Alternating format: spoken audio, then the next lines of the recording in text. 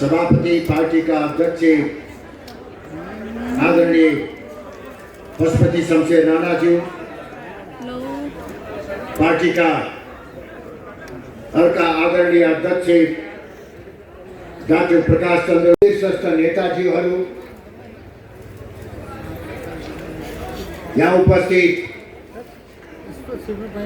महाधिवेशन का प्रतिनिधि साथीहरू,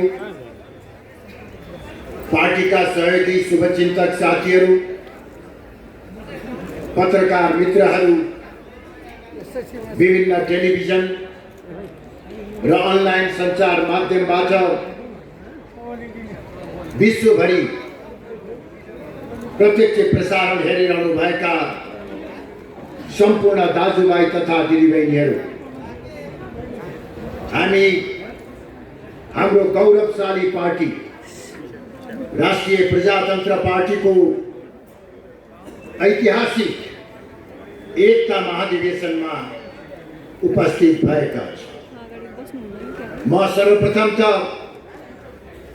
महाधिवेशन में सहभागी हुनुभएका सम्पूर्ण प्रतिनिधि साथीहरुमा हार्दिक बधाई सहित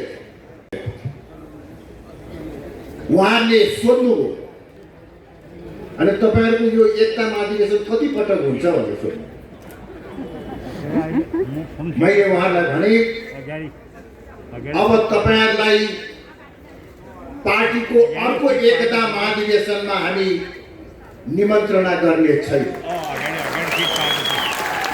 किनभने यो हाम्रो अन्तिम एकता महाधिवेशन हो।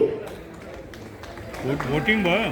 अब भविष्यमा राष्ट्रिय प्रजातन्त्र पार्टीलाई कहिल्यै फुट्न नदिने संकल्प हामीले गरिसकेका छौं। यसर्थ अब तपाईहरुलाई हामी नियमित महाधिवेशनमा बोलाउँछौं। एकता महाधिवेशन गर्नुपर्ने आवश्यकता नै पर्दैन। आदरणीय साथीहरू,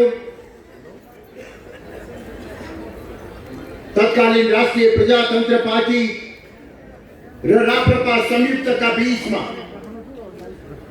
2076 साल फागुन में एकीकरण भएपछि यो पहिलो महाधिवेशन,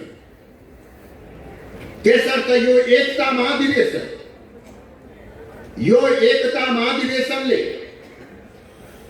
केवल भाषणमा मात्र होइन, मन वचन र कर्मले एकता महाधिवेशन को रूप में हामीले स्थापित गर्नु पर्दछ। यो महाधिवेशन सकेर जब तपाई हामी आफ्नो आफ्नो घर गाउँमा पुग्दछौं, हामीले नेपाली दाजुभाइ तथा दिदीबहिनीहरूलाई एउटा सन्देश पुर्याउनु पर्दछ। त्यो सन्देश भनेको यो एकता महाधिवेशनबाट हामीले अब कहिल्यै पार्टी फुट्न नदिने, नफुटाउने संकल्प गरेर आएका छौं भन्ने सन्देश हामीले दिनुपर्छ। यो महाधिवेशनले पार्टीको वैचारिक कार्य दिशा को निर्धारण करने, त्यसका निमित्त तपाईहरुको सर्वसम्मत प्रयास को निमित्त में आह्वान गर्दछु। यो महाधिवेशनले पार्टी को केन्द्रीय नेतृत्व को चयन गर्दछ। त्यो नेतृत्व को चयन पनि यथासम्भव सर्वसम्मति को आधार में तय गर्ने हामीले प्रयास गर्नु पर्दछ। कथम कदाचित सहमतिबाट हामीले नेतृत्व छनौट गर्न सकेनौं भने पनि प्रजातान्त्रिक अभ्यास र विधिबाट नेतृत्व छानेर पार्टीलाई आगामी दिनमा एकताबद्ध ढंगबाट अघि बढाउने प्रतिज्ञा तपाईं हामी सबैले गर्नु पर्दछ। कुनै पनि बहानामा हामीले नयाँ पुरानो अग्लो होचो वा अन्य कुनै पनि बहानामा विभाजनको रेखा कोर्नु हुँदैन। यो पार्टीमा स्थापना कालदेखि रगत र पसिना बगाएका नेताहरू अझै जीवित हुनुहुन्छ। म यस अवसरमा दिवंगत नेताहरूप्रति पनि श्रद्धाञ्जली व्यक्त गर्दछु। पार्टीका संस्थापक नेता पूर्व प्रधानमन्त्री सूर्यबहादुर थापा आज हाम्रो माझमा हुनुहुन्न। यो पार्टी स्थापनामा उहाँको ठूलो योगदान रहेको छ। अर्का आदरणीय नेता राजेश्वर देवकोटा, रविन्द्रनाथ शर्मा, पद्म सुंदर रावती, जोगमेर श्रेष्ठ, हेमबहादुर मल्ल, कृष्णचरण श्रेष्ठ, चन्द्रबहादुर गुरुङ लगायतका थुप्रै नेताहरूले यो पार्टी स्थापनाको निमित्त योगदान पुर्याउनु भएको छ। उहाँहरूप्रति हामीले यो महाधिवेशनमा सम्मान व्यक्त गर्नु पर्दछ। गत 73 सालमा भएको एकता महाधिवेशनमा मैले भनेको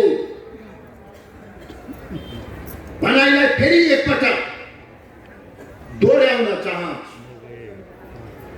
त्यस वखत मैले प्रजातन्त्रवादी नेता बीपी कोइरालाले लामो निर्वाचनपछि 2033 सालमा राष्ट्रिय मेलमिलापको नीति बोकेर आउँदा व्यक्त गर्नुभएको एउटा विचार उद्धरण गरेको थियो। जति एसियामा राष्ट्रियतामाथि स्वतन्त्र राष्ट्रहरूको अस्तित्वमाथि संकट देखा परिराखेको थियो, केही समय अगाडि मात्रै एउटा स्वतन्त्र राज्य सिक्किम विलय भएको थियो। पाकिस्तान भर्खरै विभाजित भएको थियो। त्यो अवस्थामा बीपी कोइरालाले नेपाल आएर भन्नुभयो, नेपालको अस्तित्व जगाउनको निमित्त राजा र जनताको बीचमा एकता हुनु पर्दछ। उहाँले यो पनि भन्नुभयो, मेरो र राजाको गर्दन एकै ठाउँमा रहेको छ। राष्ट्रियता र प्रजातन्त्र सँगसँगै जानु पर्दछ। यही क्रममा उहाँले यो पनि भन्नुभयो, तत्कालीन अवस्थालाई दृष्टिगत गर्दै पञ्चहरू प्रजातन्त्रवादीसँग नझस्क, प्रजातन्त्रवादीहरू पञ्च र राजासँग नतर्स। अहिलेको विश्व परिवेश अझ बढी संकटपूर्ण हुँदै गइराखेको छ। नेपालकै राष्ट्रिय सन्दर्भमा कुरा गर्ने हो भने बाह्य शक्तिको चलखेल र प्रभाव तीव्र रूपले बढेर गएको छ। विदेशीहरूको रणनीतिक प्रतिस्पर्धा स्थल नेपाल बन्न, प्रजातान्त्रिक मूल्य र मान्यता कमजोर हुँदै गइराखेको छ। राज्यका अङ्गहरूको प्रभावकारितामा ह्रास आइराखेको छ। भ्रष्टाचारको दलदलमा मुलुक भासिएको छ। यस्तो अवस्थामा नेपालको राष्ट्रिय अस्तित्व, राष्ट्रियता र एकता हिजोको भन्दा अहिले बढी संकटपूर्ण रहेको छ। त्यसर्थ म भन्न चाहन्छु, विभिन्न राजनीतिक दलका नेताहरू हुनुभएको भए म उहाँहरूलाई सुनाउँछु, तर यो सञ्चार माध्यमबाट उहाँहरूको कानमा यो कुरा पुगोस् कि अहिले पनि देशलाई राष्ट्रिय मेलमिलापको आवश्यकता छ। राष्ट्रियता र प्रजातन्त्र एक ठाउँमा रहेको परिस्थिति निर्माण गर्नु परेको छ। त्यसर्थ अहिलेको सन्दर्भलाई दृष्टिगत गर्दै म भन्दछु, लोकतन्त्रवादीहरू राज संस्थासँग नतर्स, राज संस्था पक्षधरहरू लोकतन्त्रबाट नडराउ नजस्ता। अहिलेको आवश्यकता परिवर्तनकारी शक्ति र परिवर्तनकारी विचार, परम्परागत शक्ति र परम्परागत विचार को बीचमा सामञ्जस्यता र एकताको आवश्यकता छ। राजा र जनताको बीचको एकता, राष्ट्रियता र प्रजातन्त्र बीचको सामञ्जस्यता अहिलेको आवश्यकता हो र यो नै नेपालको राष्ट्रिय सुरक्षा र राष्ट्रिय अस्तित्वको ग्यारेन्टी हो। नेपालमा जुनसुकै पृष्ठभूमिबाट भएको भए पनि 63 सालपछि नयाँ बाटोबाट देशलाई हिँडाउने प्रयास गरियो। हिन्दू राष्ट्रको पहिचानलाई समाप्त पारियो, राज संस्थालाई पाखा लगाइयो, नेपालको एकात्मक राज्य प्रणालीलाई ध्वस्त बनाइयो। अघि नै पनि पूर्ववक्ता साथीहरूले भनिसक्नु भएको छ, यो सबै राजनीतिक परिवर्तनको उद्देश्य देशमा शान्ति, स्थायित्व, राष्ट्रियताको सुदृढीकरण, प्रजातन्त्रको सबलीकरण र सबल र समृद्ध नेपाल निर्माण, प्रत्येक नेपाली जनताको अनुहारमा हाँसो र उज्यालो ल्याउने त्यो परिवर्तनको लक्ष्य बताइएको थियो। म राजनीतिक दलहरूको नियतमाथि शंका गर्न चाहन्न, तर के उहाँहरूले जुन गन्तव्यमा लैजान भनेर देशलाई हिँडाउनु भएको थियो, जुन गन्तव्यमा जानको निमित्त हिन्दू राष्ट्रको पहिचान समाप्त पारेर धर्मनिरपेक्षता, राज संस्थालाई पाखा लगाएर गणतन्त्र, एकात्मक राज्य प्रणालीलाई समाप्त गरेर संघीयता कायम गरियो, तर अहिले त्यसको ठीक विपरीत गन्तव्यमा देश आइपुगेको छ। यो पृष्ठभूमिमा विगत 15 वर्षको देशको अवस्थालाई गम्भीर समीक्षा गरेर विगतका त्रुटि र कमी कमजोरीहरूलाई सच्याउने तर्फ धर्मनिरपेक्षता, गणतन्त्र र संघीयताको कार्यान्वयनका बारेमा समीक्षा गर्न, पुनर्विचार गर्न र सबै नेपाली अटाउने, नेपालको राष्ट्रियता बलियो हुने, प्रजातन्त्र सुदृढ हुने, नेपालको पहिचानको रक्षा हुने, नेपाली संस्करणको मौलिक प्रजातन्त्रको विकास गर्ने तर्फ ध्यान दिनको निमित्त म यो महाधिवेशनको हलबाट देशका प्रमुख राजनीतिक दलहरूमा विनम्रतापूर्वक आग्रह गर्न चाहन्छु। अघि एक पूर्ववक्ता मित्रले हामीलाई घुमाउरो पारामा केही सन्देशहरू दिनु, राष्ट्रियताको पक्षमा राप्रपाको अडानको प्रशंसा गर्नु, साथसाथै उहाँले भन्नुभयो तपाईहरू प्रतिगमनको वाहक नबन्नुहोस्, परिवर्तनको विरोध नगर्नुहोस्।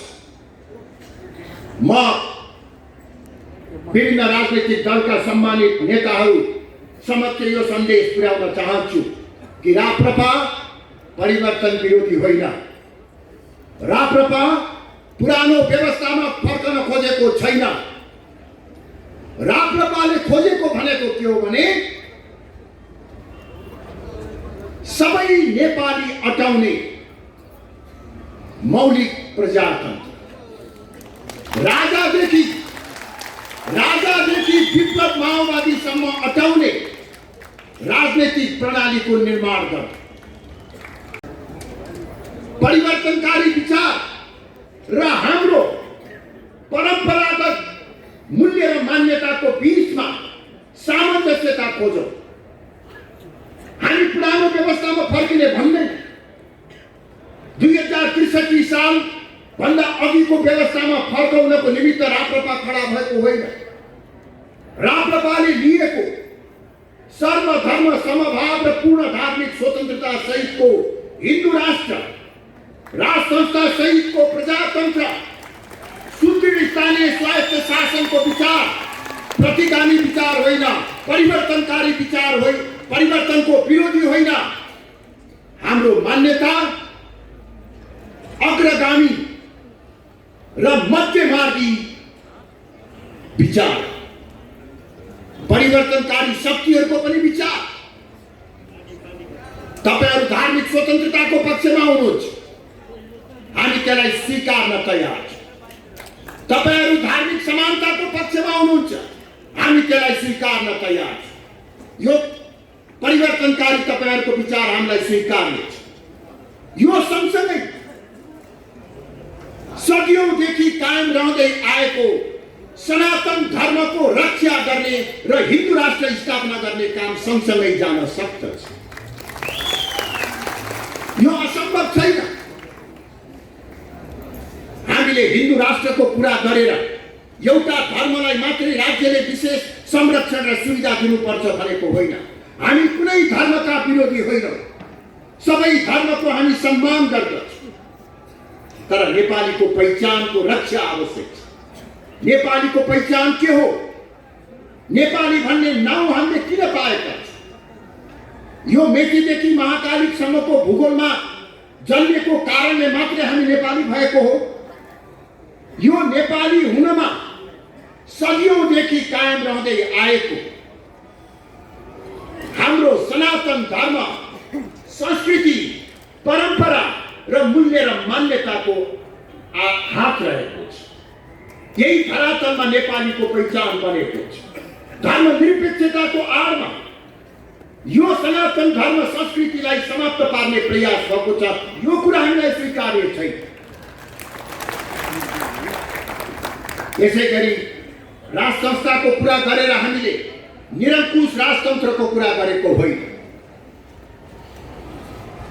हामीले नेपालको राष्ट्रियता र एकताको प्रतीकको रूपमा राजनीति भन्दा माथि उठेको साझा संस्थाको रूपमा राज संस्था रहनुपर्छ भन्ने धारणा राखेका।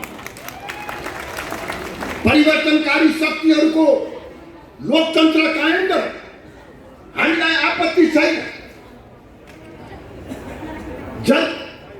शासन जनताले गर्ने, सार्वभौम सत्ता जनतामा निहित रहने, जनताबाट निर्वाचित दल र प्रतिनिधिले देशको शासन सत्ता सञ्चालन गर्ने, यही हो लोकतन्त्र भनेको। संसारभरि चलेको मान्यता प्राप्त गरेको लोकतन्त्रद्वारा जनताको निमित्त जनताको सरकार लोकतन्त्र हो। यो लोकतन्त्रप्रति हाम्रो आपत्ति छैन। तपाईहरुले कायम गर्न खोज्नु भएको यो लोकतन्त्रलाई अझ बलियो बनाऊ। त परिवर्तनकारी शक्तिहरूको यो लोकतान्त्रिक विचारको सम्मान गर्दै परम्परागत शक्ति र मूल्य र मान्यताको रूपमा रहेको राज संस्थालाई पनि एउटा स्थान दियो। यही हो राज संस्था सहितको प्रजातन्त्रको कुरा। नेपालको भू राजनीतिक अवस्था, नेपालको धार्मिक सामाजिक परिवेशले राज संस्थाको आवश्यकतालाई महसुस गरेको छ। यो हाम्रो भू राजनीतिक बाध्यता हो। यो बाध्यतालाई हामीले बिर्स्यौं भने, कसैको रहरले शोकले बिर्स्यौं भने हामीले आफ्नो अस्तित्व कुनै दिन संकट पार्न सक्ने खतरा रहन्छ। यो मध्यमार्गी विचारका साथ नेपालको राष्ट्रिय राजनीतिमा राष्ट्रिय प्रजातन्त्र पार्टी एउटा अलग पहिचानका साथ फरक विचारका साथ क्रियाशील रहेको छ। राष्ट्रियता, प्रजातन्त्र, मुलुकको आर्थिक समृद्धि हामी सबैको साझा एजेन्डा हो। यो राष्ट्र निर्माणको लक्ष्य प्राप्त गर्ने क्रममा तपाईहरू राष्ट्र संस्थालाई निषेध गरेर, हिन्दू धर्म वा हिन्दू राष्ट्रलाई निषेध गरेर गणतन्त्र र धर्मनिरपेक्षताको आधारमा अघि बढ्न खोज्नुहुन्छ। हामी गणतन्त्रलाई पनि निषेध नगरौँ, लोकतन्त्रलाई पनि निषेध नगरौँ, धर्मनिरपेक्षताको, धार्मिक स्वतन्त्रताको मान्यतालाई पनि निषेध नगरौँ। सबै मिलेर एउटा मध्यमार्गी बाटोबाट अगाडि बढौँ भन्ने हाम्रो पार्टीको मान्यता हो, जसलाई हामीले सरल भाषामा भन्ने हो भने राष्ट्रियता, प्रजातन्त्र र उदारवादको बृहत चिन्तनमा आधारित संवर्धनवाद भन्ने गरेका छौँ। यो संवर्धनवाद निरन्तरता सहितको परिवर्तन हो। यो संवर्धनवाद वैदिक सनातन मूल्य र मान्यतामा आधारित दर्शन हो। यो संवर्धनवाद राष्ट्रियता र प्रजातन्त्रको पक्षपाती। यही वास्तविकताका साथ राप्रपा अगाडि बढिरहेको छ। 62-63 को आन्दोलनको आदि बेरीमा पनि हामीले दृढतापूर्वक यो मान्यतालाई बोकेर हिँड्यौं। यो मान्यतालाई बोकेर हिँड्दा देशका विभिन्न कुना काप्चामा हामीमाथि सांघातिक आक्रमण भयो। हामीलाई सामाजिक बहिष्कार गरियो, राजनीतिक रूपमा निषेध गरियो, तर हामी चट्टान झैं जस्तै अडेर यो मान्यतालाई बोकेर सङ्घर्ष गर्दै गयौँ। 0बाट 4, 4बाट 25, 25बाट 37 सम्म हामी पुग्यौँ। संविधान सभामा हाम्रो 25वटा हिन्दू राष्ट्र संस्था स्थापना गर्न सकेनौँ संख्याको कमीले गर्दा। तर यो नयाँ संविधानमा हामीले हिन्दू राष्ट्र संस्था सहितको प्रजातन्त्रको एजेन्डा बोकेर जनताको माझमा जाने र जनताको अभिमत लिएर परिवर्तन गर्ने अधिकारलाई सुनिश्चित गर्यौं, जसको कारणले गर्दाखेरि आज हामीले उठाएका मान्यताहरू संविधान विरोधी मान्यता होइन। संविधानले दिएको अधिकारको प्रयोग, जब संविधान निर्माण भयो हाम्रो अगाडि एउटा 100 प्रश्न खडा भयो। अब के गर्ने? संविधानमा हामीले हिन्दू राष्ट्र लेखाउन सकेन, राष्ट्र संस्थालाई स्थान दिन सकेन। त्यो अवस्थामा के गर्ने? एकातिर संविधानलाई च्यातेर विद्रोहमा जान सक्ने बाटो, त्यो विद्रोहको बाटो हामीले उपयुक्त ठान्यौं। किनभने 10 वर्षको जनयुद्ध भोगेको देशले फेरि अर्को विद्रोहलाई धान्न सक्ने अवस्था थिएन। त्यो अवस्थामा हामीले प्रजातान्त्रिक मूल्य र मान्यतालाई आत्मसात गर्दै, संविधान र संवैधानिक व्यवस्थासँग सहकार्य गर्दै आफ्ना मान्यताहरू स्थापित गर्ने दिशामा अग्रसर हुने हामीले रणनीति अवलम्बन गर्यौं। यसको अर्थ हामी संघर्षमा नजाने, आन्दोलनमा नजाने भन्ने होइन। हाम्रो रणनीति भनेको यो पार्टीका सबै तहका कार्यकर्ताहरूले चिन्ता पनि व्यक्त गर्दछ। म ती साथीहरूको चिन्तालाई अन्यथा ठान्दैन। उहाँलाई के मात्र स्पष्ट पार्न चाहन्छु भने हामीले सदन र सडक दुवै संघर्षको मैदानलाई प्रयोग गर्नुपर्दछ। संसदीय शक्ति र सडकको शक्ति दुवै प्रयोग गरेर हामीले हिन्दू राष्ट्र र राष्ट्र संस्था स्थापना गर्नुपर्दछ। यही रणनीति अन्तर्गत हामी अगाडि बढिरहेका छौँ। जुन दिन राप्रपाले संसदमा सम्मानजनक अवस्था प्राप्त गर्न सक्दछ। जुन दिन राप्रपाले काठमाडौँको सडकमा 1 लाख भन्दा बढी मानिस निरन्तर रूपमा उतार्न सक्दछ, त्यो अवस्थामा संविधानको 2/3 बहुमतको धारा पर्खेर राप्रपा बस्दैन। संसदको शक्ति र सडकको शक्तिबाट नागार्जुनमा रहेका राजालाई नारायणीमा राख्ने काम जनताले गर्दछ।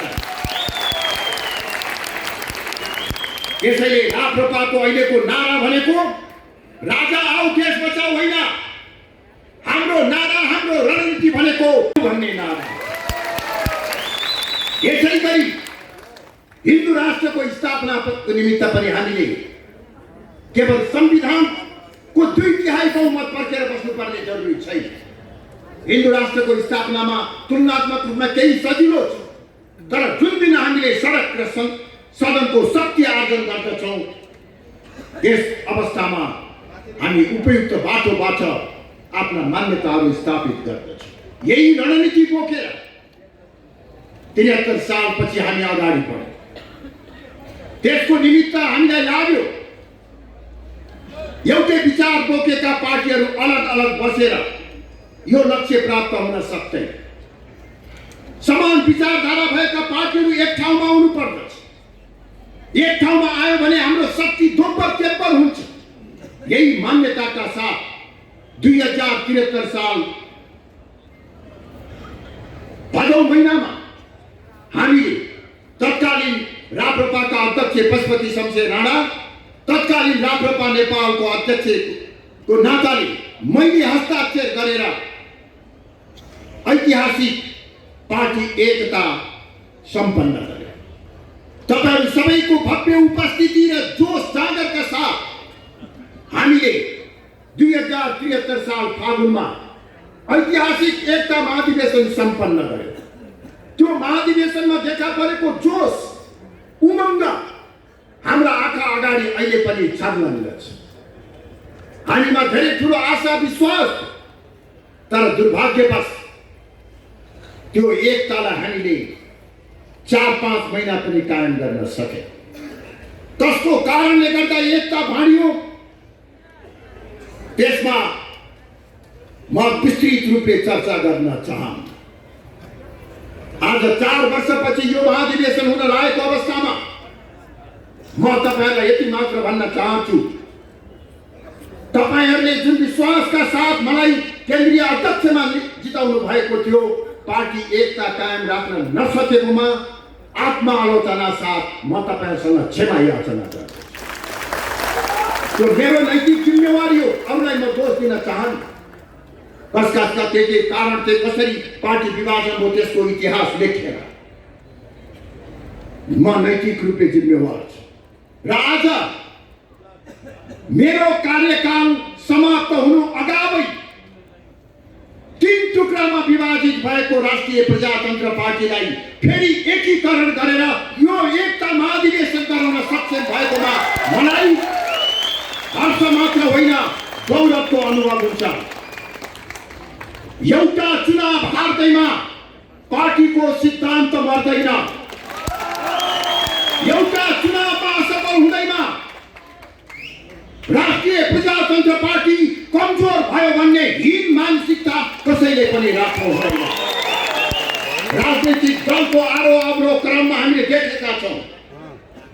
कुनै बेला नेपाली कांग्रेस 2/3 बहुमत लिएर राज्य सञ्चालन गर्दथ्यो भने गत निर्वाचनमा 23वटा ठाउँमा मात्रै नेपाली कांग्रेस निर्वाचन हुन निर्वाचित हुन्थ्यो। कुनै बेला झन्डै 2/3 बहुमत प्राप्त गरेको माओवादी अहिले खुम्चिँदा एउटा सानो पार्टीको रूपमा आइपुगेको। भारतमा हेर्ने हो भने 2 सिट भएको भारतीय जनता पार्टी कहिले 25, कहिले 20, कहिले 25 हुँदै अहिले आखिर 40-45 वर्ष पछाडि आएर झन्डै 2/3 बहुमतमा सरकारमा पुगेको छ। त्यस कारणले गर्दा राष्ट्रिय प्रजातन्त्र पार्टीको सफलता र असफलताको कथा एउटा चुनावबाट लेखिँदैन। हाम्रा केही कमी कमजोरीहरू भए, केही कमी कमजोरीहरू भए निर्वाचनको पूर्व सन्ध्यामा पार्टी विभाजित हुन पुग्यो। निर्वाचन चलिराखेको छ, पार्टी विभाजित भयो। हाम्रो सहकार्यमा इमानदारीता भएन। 165वटा संघीय निर्वाचन क्षेत्रमध्ये 5वटामा मात्र उम्मेदवार उठाउनु र 160वटामा उम्मेदवार खडा नगर्नु हाम्रो ठूलो गल्ती थियो। 330वटा निर्वाचन क्षेत्र प्रदेश सभा निर्वाचन क्षेत्र मध्ये झन्डै 325वटामा हामीले उम्मेदवार खडा नगर्नु अर्को भूल थियो। त्यति हुँदाहुँदै पनि तत्कालीन राप्रपाले झन्डै 2 लाख र राप्रपा संयुक्त र राप्रपा राष्ट्रवादी मिलाएर झन्डै 1 लाख भोट प्राप्त गरेको छ। त्यो दुईटा जोड्ने हो भने त केही बेलामा पनि त्यस्तो प्रतिकूल अवस्थामा पनि 3% सजिलैसँग पुगेको छ। अहिलेको आवश्यकता भनेको केवल केही 2-4 सिट बढाउने मात्र होइन, राप्रपालाई देशको अग्रणी शक्तिको रूपमा स्थापित गर्ने। राप्रपालाई हामी अग्रणी शक्तिको रूपमा स्थापित गराउन सक्छौँ।